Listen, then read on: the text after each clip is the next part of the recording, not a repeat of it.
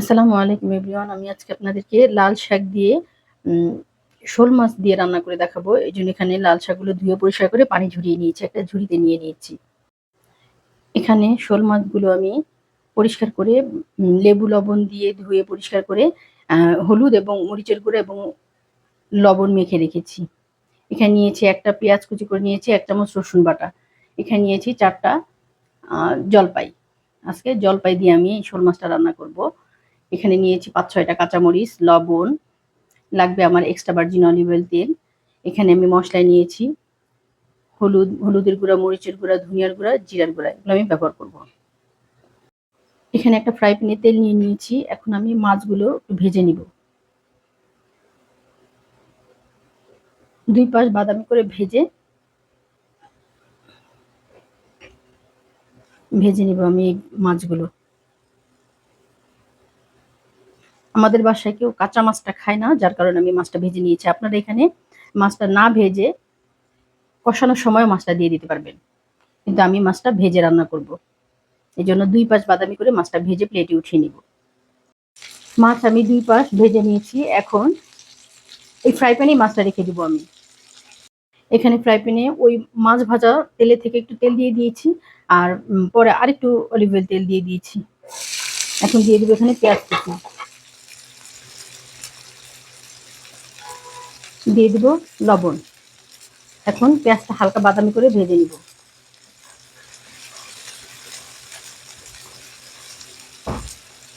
এখানে পেঁয়াজটা হালকা বাদামি করে ভেজে নিয়েছি। এখন রসুন পেস্টটাও দিয়ে দিয়েছি। এখন এখানে দিয়ে দিব মসলাগুলো। ১ চামচ হলুদের গুঁড়া, ১ চামচ কাশ্মীরি লাল মরিচের গুঁড়া,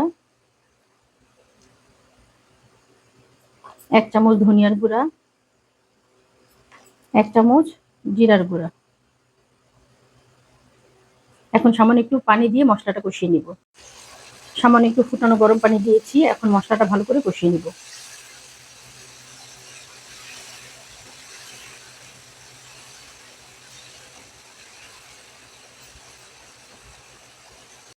মসলাটা ভালোভাবে কষিয়ে নিয়েছি। এখন এখানে লাল শাক দিয়ে দিব। লাল শাক দিয়ে লাল শাকটা মসলার মধ্যে একটু কষিয়ে নিব।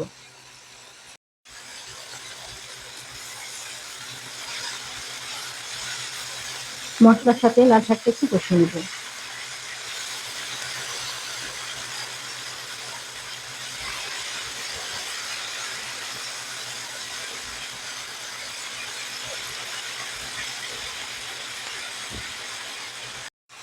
লাল শাকটা কষিয়ে নিয়েছি। এখন এখানে ফুটানো গরম পানি দিয়ে দিব। এই লাল শাকটা একটু ঝোল ঝোল হবে। লাল শাক দিয়ে শোল মাছের ঝোল।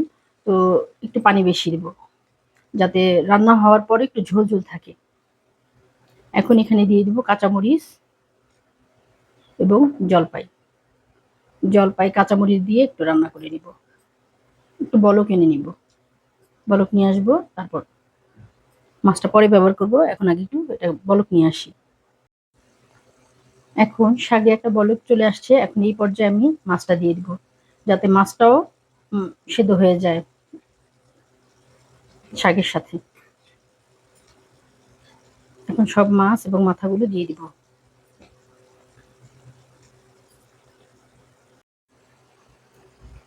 মাছটা প্রায় বলক চলে আসছে। এই মাছটার সাথে আমি শাকটা ভালো করে সেদ্ধ করে নিব। আমি একটু চেক করে দেখেছিলাম একটু লবণ প্রয়োজন। সামান্য একটু লবণ আমি দিয়ে দিব।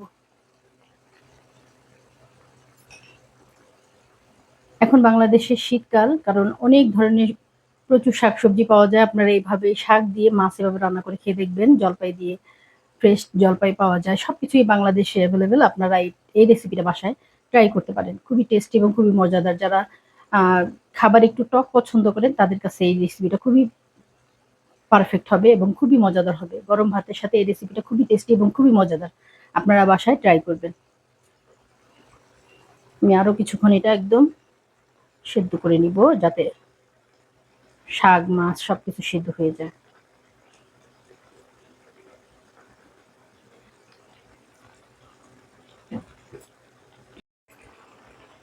এখন জলপাই দিয়ে শোল মাছ রেসিপি, লাল শাক দিয়ে জলপাই শোল মাছ রেসিপি কমপ্লিট হয়ে গেছে। এখন আমি এই পর্যায়ে আপনাদেরকে সার্ভ করে দেখাবো।